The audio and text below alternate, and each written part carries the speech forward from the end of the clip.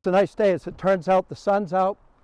I'm happy about that. It's a bit cold and windy, and I know you probably want to get moving to stay warm. However, I'm going to do a much abbreviated history right now before we start walking of the property and the associated land around it, and the history going back to the 1930s essentially, very quickly, and the milestones along the way were from when my grandfather had a marine construction business to when my father bought the property. So I managed it from my father toward the end before I bought the property from him, and then when I sold it to the town. And the history, I hope, will give some insight into understanding the current landforms as they are, why they are on the property, the gravel mining, the beach grass, etc. So anyway, in the 1930s, when my father was a teenager, my grandfather had a marine construction business. And with that, of course, he needed rock, wood, gravel, everything.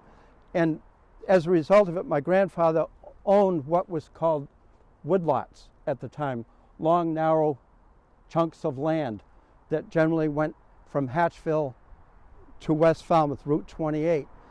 And along there, and particularly on the moraine, there were large boulders, glacial erratics and such that he could use for seawalls, jetties, etc., and the wood. So around 19, and when I was younger, I remember playing in the quarries and such that my grandfather had in the area that is now the industrial park. That seemed to be the area where there were lots of rock and interesting rocks. That I developed an interest in rocks at that point. Well, anyway, the general geology, I'm not a geologist, but from just observation, starting from Route 28, the moraine, there are large glacial erratics, which are essentially big boulders left by the glaciers. And there are lots of rock resources that he had. And then coming this way toward Blacksmith Shop Road, there are smaller rocks, smaller glacial erratics. And if you look at the pits over there, if you drive by sometime, you'll see that there are rocks about so big, not nearly as big as the ones further west. And over on that side, you'll see this clay, this glacial till still, various mixtures of things. From about Blacksmith Shop Road, eastward, it's generally bony gravel and very clean sand, very little glacial till, silt, clay, etc. And then going even further east, where it's not so stony and bony gravel, are the agricultural lands where the famous Falmouth strawberries were grown. My grandfather, he had rocks on the moraine, he had gravel, and then in East Falmouth he also farmed 4 acres of strawberries. With the outwash plain, they have created good agricultural soils for the strawberries. His trucks were often used to drive the Falmouth strawberries to the Boston markets, and my father even remember telling me stories. Once they get into Boston, his job was to ride on the back of the truck. They'd drive all night, and it was to keep people from, when they came to intersections, from sliding the boxes off the truck. So anyway, when my father was 18, 19 or so, I'm not sure exactly how old, but he bought this property, and I'm sure he understood through my grandfather and working with my grandfather that this was a gravel resource, not a rock resource. I have to back up for a minute. I've been told that the layout of Blacksmith Shop Road is probably no accident. It's far enough west where finally there weren't boulders in the way for a primitive road. So that's probably why that's here. If you notice, you go that way, except for the boulders placed here, not by glaciers. There really aren't boulders. Over there are boulders. So there's a lot of history and roads, etc. So when my father bought the property, I'm sure he had gravel in mind, and it really started to ramp up in the 1970s. In the 80s, I took over management of it for my father, but I was busy, very busy at the time. I was working at Ocean Research Equipment as a quality assurance manager, industrial engineer, and then I was taking night courses and juggling lots of things. Fast forward a little bit, things changed. I had a bit more time. Anyway, I bought the property from my father, and upon buying the property, a lot of the vision had to change on it because my father didn't have a mortgage. I had a mortgage. I had to meet mortgage payments every month. My father didn't give it to me. We have a family. So in meeting those mortgage payments, and of course the taxes, insurance, et cetera, I had to figure out how to keep income flowing and keep that working capital from going down to nothing. So when gravel mining occurs, it only occurs during periods of time. It doesn't occur 5 days a week, 12 months a year. And it only occurs in one part of the gravel pit. And it's a large parcel of land, and all the rest of it still has all the expenses. So that's where the idea of creative restoration combined with income producing came in. So I experimented with Christmas tree growing, strawberries, and beach grass. Beach grass worked out very, very well. I became the largest wholesale grower of beach grass in New England. I figured that out. I did that much better than strawberries or Christmas trees. So, and in the process of looking at that and how to manage the land and keep the money flowing, I also was very in tune with habitat restoration. And I grew up in a family where my grandfather was an avid outdoorsman, hunter, etc., but also with the ethic of try to leave things better than you find them, generally, even if you're strip mining. So I tried to have a vision of the property to combine good habitat restoration with making other sources of income from the property. So then in 1989, I decided to put in a fee fishing pond. I never did do the fee fishing. I did build the ponds. And I wanted to design them as a typical glacier, or I should say Cape Cod kettle pond, where it would have a cold, clear, stratified water at the bottom, so it could hold trout. And then, and once everything grew up around it, it would look natural. It's starting to look natural and not quite so engineered and man-made. And it was dug and shaped in a way, I designed it in a way such that there wouldn't be turnover and the water would be clear, so I'd have good oxygenated water down deep in the ponds. I believe that's still true. And along with that, I planned all the drainage around the ponds such that water wouldn't flow into the ponds during construction or after construction to keep it clear and clean. And it's pretty much has maintained that, I believe. And the plantings around, you'll find old remnants on the slopes of Fraser firs that were meant to be Christmas trees and various things. So anyway, I had the beach grass going, and the beach grass worked out well also because it's hard to grow beach grass commercially, even though it's quite tolerant of harsh conditions, but to grow large amounts reliably every year, you really need to have good, reliable production. So what I did is I had a layer of silt put down and clay on the bottom, and that was graded to a very slight slope so there wouldn't be any ponding underneath the sand, and then about a foot of sand, coarse sand, put on top.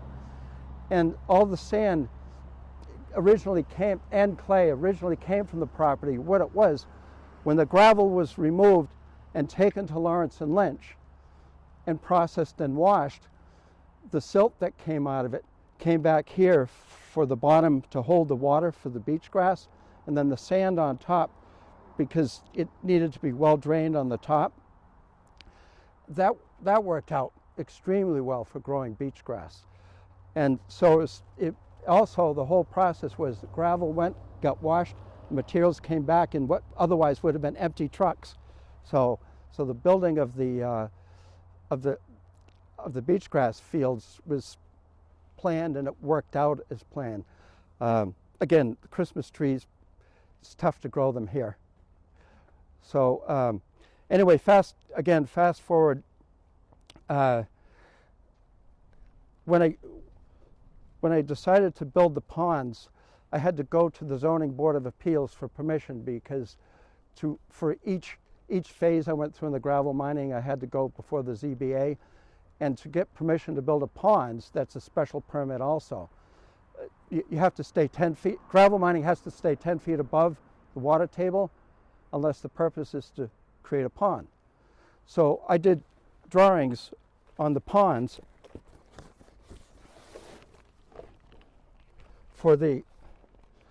which I brought to the Zoning Board of Appeals. I did these, and I also monitored the water table for about 3 years or so before I built these, so I would have some pretty good idea of what kind of vegetation to plant at what elevations once they were built. And also, this is a cross-sectional area of the two ponds, which each area shows the type of vegetation and the slope and the drainage and how it would work. So anyway, the ponds were not just an accidental excavation of a wetland. The original height of the land where gravel was removed was probably 30 or 40 feet above the current level of the water. So it went down in layers and layers. Then when the property was going to be sold to the town of Falmouth, I at that point had developed a vision for not just restoration of the property, but wildlife enhancement, in other words, looking for win-win situations where the gravel removal was occurring and there was good restoration going on over and above what was required by the permits. So when it was going to be sold to the town, I put together a conceptual restoration plan, which I presented to the Conservation Commission before the property was sold.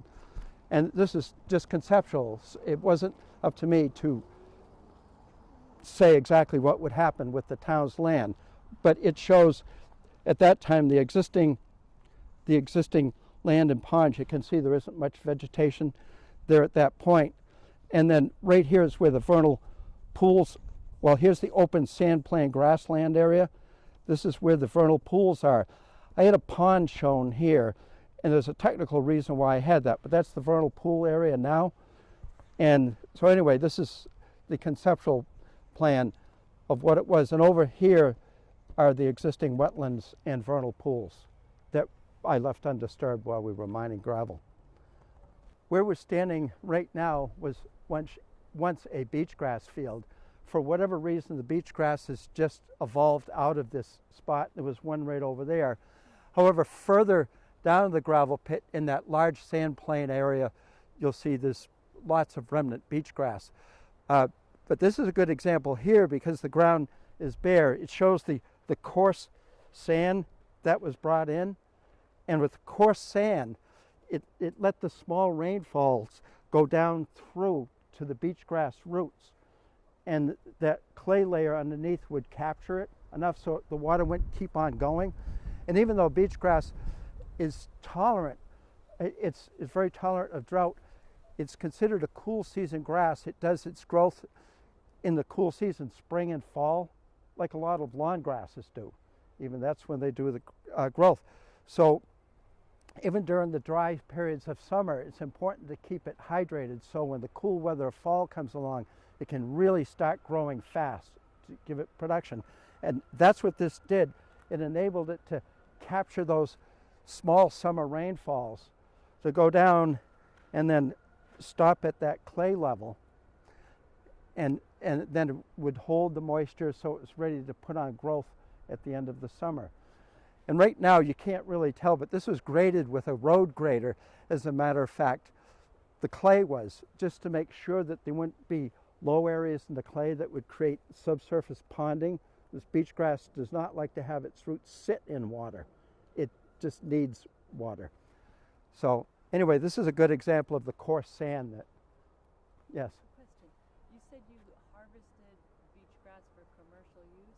Yes. Who bought it from you? What do people do with beach grass? Oh, I sold it to towns, landscapers, outlets like Agway, and some very large projects such as dredge projects, things of that nature. After Hurricane Bob, when all of Falmouth beaches were just torn apart, and particularly on the south side, from Minot, Surf Drive, all the dunes had to be pushed back, rebuilt, and it was my beach grass that restored all those dunes, and it lasted for quite a number of years. Now things are getting severely eroded again. One big success story actually was Nobska Beach. That was a beach with very little sand source, and it was losing its sand. It was just getting washed and blown across the road into that small pond called Nobska Pond. Well, sand was pushed back there, and dunes were built, and with a bit of brinksmanship and luck, for about 3 years while the beach grass was establishing, it didn't get washed out. And from then, it actually started to have accretion of sand in that area, which is quite surprising. And so that was a real success story. It stopped that vicious cycle of sand getting blown across the road, and pretty soon the storms were eating away at the edge of the road there, and that stopped that cycle. I'm not a birder. I like birds, certainly, but the sand plain grassland creates the open meadow habitat for a lot of different birds that you don't find in woodlands. And I know even when toward the end of when I owned the property, there were bluebirds that I would see here quite often, which are quite easy to identify. And also related to birds, when we were doing the gravel mining, again, it was only be in certain areas, certain phases it was done, but there would be a broad banking that the loader would be working on. And I remember some years seeing that swallows would be in the banking. So I would talk to Jerry Lynch of Lawrence and Lynch. Jerry was always great, always looking for a win-win. I would say to Jerry, do you really need that bony vein of gravel right there? Can we take some from over here for a while? And he'd come down and look, he'd say, oh sure, we can make it work. So we'd give space for the swallows, and then once the swallows were gone, but next year they would be back in a different banking. In the self-help grant, as a matter of fact, I remember reading the draft that the Concom administrator, Peggy Emsley, sent to Peter Boyer 20 plus years ago. She outlined all the different habitats here and what the future of it could be for restoration, habitat enhancement. And she really did a good job of identifying the bird habitat, everything from birds to fish to dragonflies, you name it.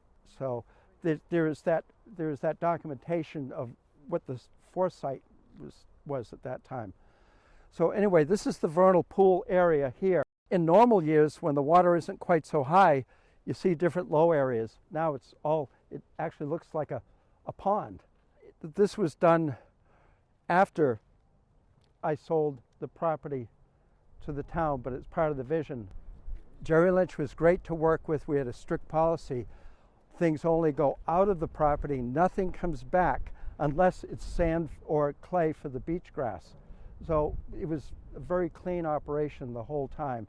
It's not like the old history of gravel pits going back to the 30s, 40s, and 50s, where some of them were actually, in some parts of the Cape, they even buried cars and buses on them. Okay, here we are at the larger of the two ponds. The smaller one was over there. I built two ponds with the idea, in mind that I might want to keep separate fish populations or whatever, experimented with it. However, I just went with trout, because if the trout didn't work out, they typically don't reproduce in ponds. Whereas if I started with the typical farm pond bass bluegill, if for whatever reason I wanted to go with trout, you have to use rotenone or something to reclaim the pond to get rid of the bass and pickerel. If I started with trout, then if I didn't want them, they would eventually just die off. I do think I did have reproduction of brook trout in here one year, but that was it. And I think the brook trout reproduced because there's a lot of cold groundwater, spring water that flows through here, which they likely utilized. Anyway, the original land where this is was quite high. If you look at the tops of the trees over there, the spires, I think those are tops of possibly Fraser firs that were planted for Christmas trees that were never harvested. Of all the trees in the property that made the best Christmas trees for me, the best adapted were Fraser firs. Balsam firs, absolutely wrong climate, too hot, too everything. Fraser firs work well. They're native to the mountains around North Carolina, so perhaps that's why that worked out better. But anyway, when the pond was being built, before I stocked it, I monitored the temperature for one summer, and I had a thermometer, but rather than using a thermometer and checking it, I just dove down and I could feel there was that cold stratified layer. I knew it would hold. And the whole idea was to, during construction, is not allow silt and organics to get into the pond or after, because I wanted the pond to be clear, so it would have a good, well-oxygenated layer down deep. So on the horizon over there are some trees I planted, and the ridgeline of the very tall trees over there are just the native trees that were here since way back before I owned it. And then along the shoreline, if you see the white pines and such along there, I planted those white pines there to make it what looked like an engineered slope to hide that fact, and now it sort of looks like it's always been that way. And over in there are willows and such I planted intentionally to have a thicket, a place for birds and frogs and everything else to rest and be undisturbed by people. I knew people would be coming here whether I owned the property or not, so I made this as the attraction, the beach area. So this was intentionally made this way.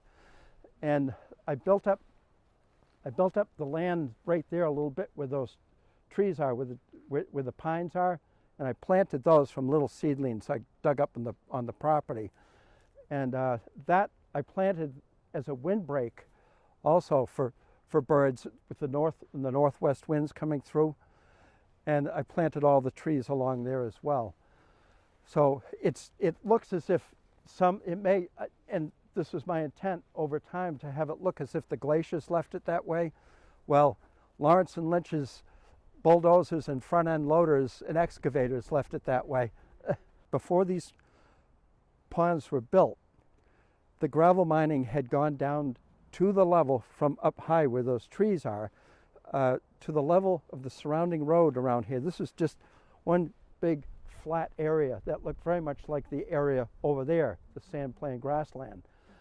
And then we dug test holes, and I put pipes down and I monitored the water table here for about 3 years to see where the groundwater would be, and then simply dug down to the groundwater, and then once we got to the groundwater, used what's called a drag line, a crane, in other words, a big bucket to scoop out the sand.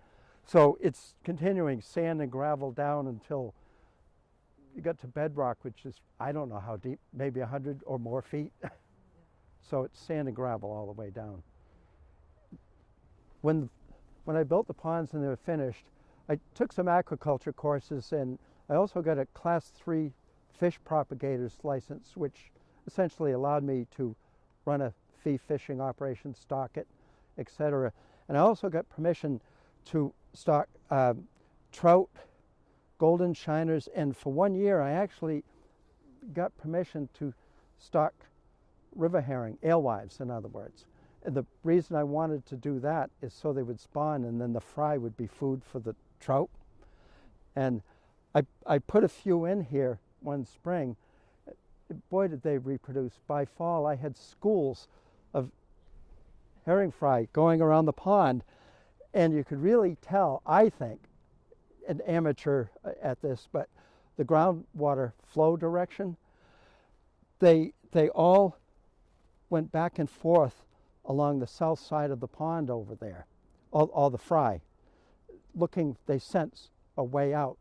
And when the ponds on Cape Cod dry up, such as the outlets are too dry, such as dry is when the Coonamessett Pond goes way down, all the ponds that are high up on the aquifer, such as this is, the water table goes up and down a lot, which Coonamessett Pond is one of them.